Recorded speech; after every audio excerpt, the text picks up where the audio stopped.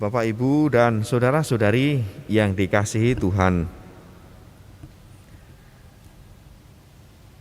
Setiap dari kita diberikan akal budi oleh Tuhan sendiri. Bahkan itu adalah salah satu kemampuan yang luar biasa yang dimiliki makhluk ciptaan Tuhan. Dan salah satu kemampuan di dalam akal budi itu ada yang disebut memori atau ingatan. Ingatan ini punya fungsi untuk membantu kita mengingat hal-hal yang pernah dialami. Mulai dari pengalaman, biasanya yang paling membekas yaitu pengalaman-pengalaman yang bisa jadi yang sangat menyenangkan atau menggembirakan, menakjubkan, atau yang kedua bisa jadi pengalaman yang sangat menyakitkan di dalam hidup kita. Contoh, barangkali pengalaman mendapat hadiah yang istimewa, entah dari orang yang Anda cintai, orang terdekat, atau keluarga, atau orang tua.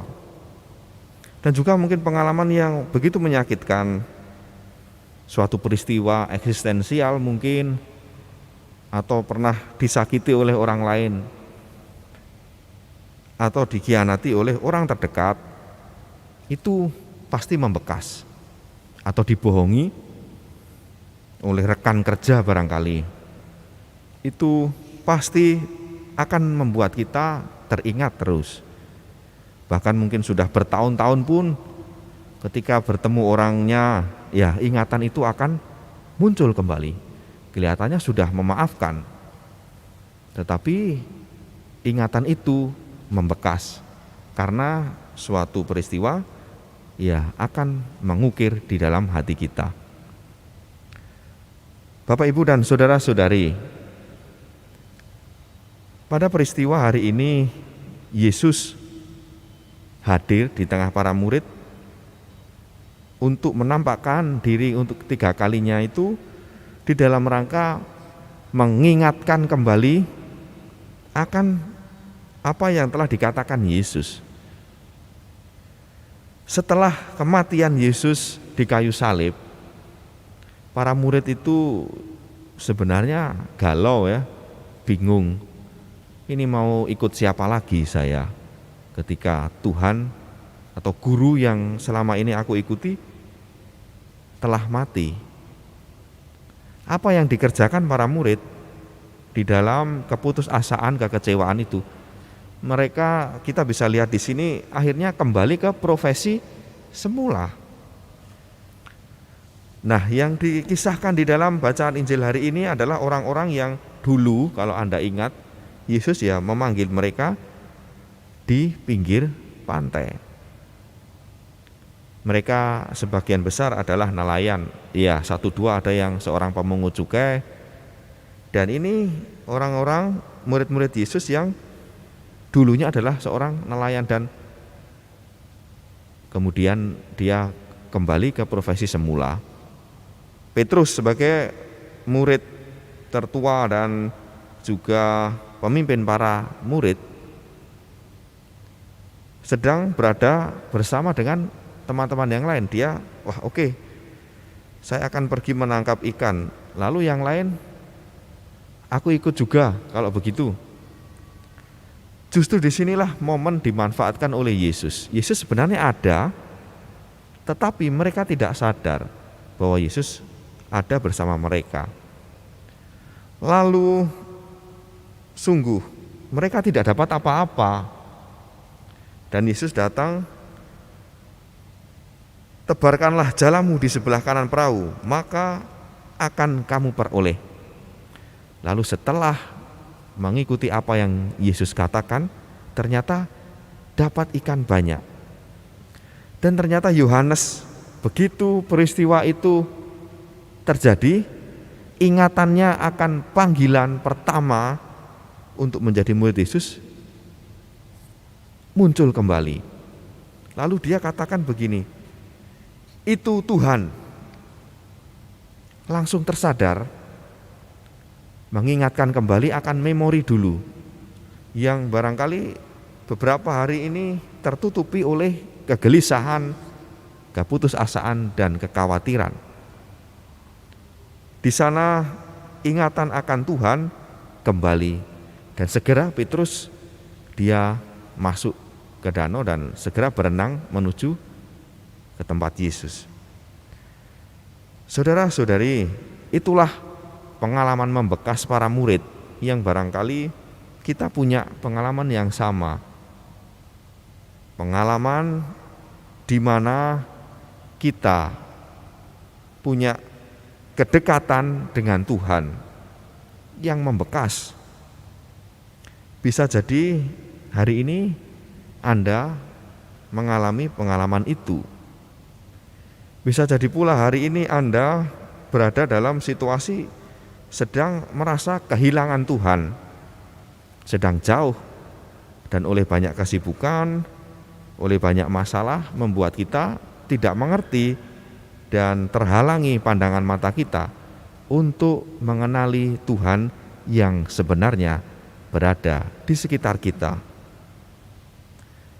Maka perlu pertama-tama untuk mengenali Dia yang selalu hadir di tengah kita, perlu kepekaan, mengasah batin, mengasah kemampuan rohani supaya Tuhan yang halus itu bisa kita kenali. Sejauh kita yang dipikirkan masih hal-hal yang sangat duniawi, yang sangat mementingkan segala sesuatu di dalam dunia ini, ya kita akan masih kesulitan. Tetapi bukan hal itu tidak mungkin untuk dikerjakan, karena Yesus sendiri Dia mendekat kepada kita, tinggal bagaimana kita mengenalinya. Persoalannya adalah apakah kita punya pengalaman kedekatan dengan Tuhan? Itu yang menjadi soal. Kita pernah enggak punya pengalaman itu? Justru disinilah Yesus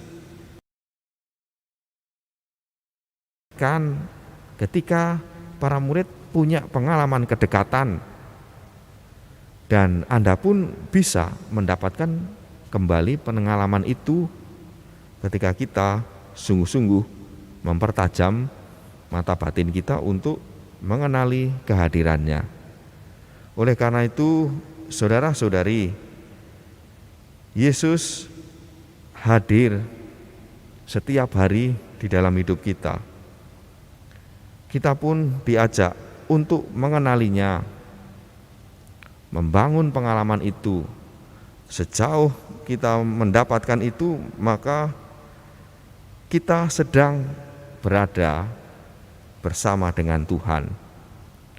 Oleh karena itu, pada peristiwa-peristiwa berikutnya kita menjadi mengerti ketika pengalaman kedekatan itu nyata kita rasakan, maka yang terjadi seperti bacaan pertama yang kita dengar tadi. Para rasul setelah Yesus wafat dan mengerti kalau Yesus bangkit, yang terjadi apa pada para rasul? Ketika dikejar-kejar dan dia dihadapkan pada mahkamah agama Yahudi, mereka tidak takut. Justru Petrus dan para rasul yang lain seolah-olah menerima Roh Kudus yang begitu melimpah. Meskipun disiksa, disesah dalam pengadilan sidang agama itu,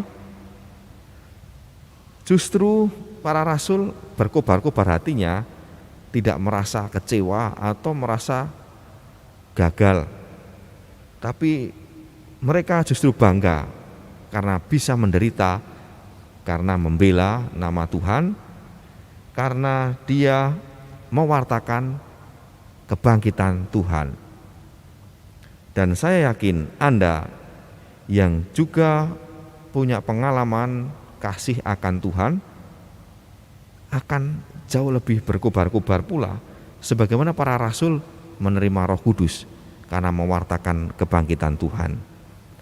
Semoga pewartaan sabda hari ini menguatkan kita untuk menemukan kembali, mengenali kembali kehadiran Tuhan di dalam hidup kita, di dalam keluarga kita, sehingga kita pun beroleh semangat berkobar mewartakan kebaikan Tuhan itu bersama keluarga, di tengah masyarakat, dan juga kita mengerti bahwa warta kebangkitan harus dan selalu menghidupi dan mewarnai kehidupan kita.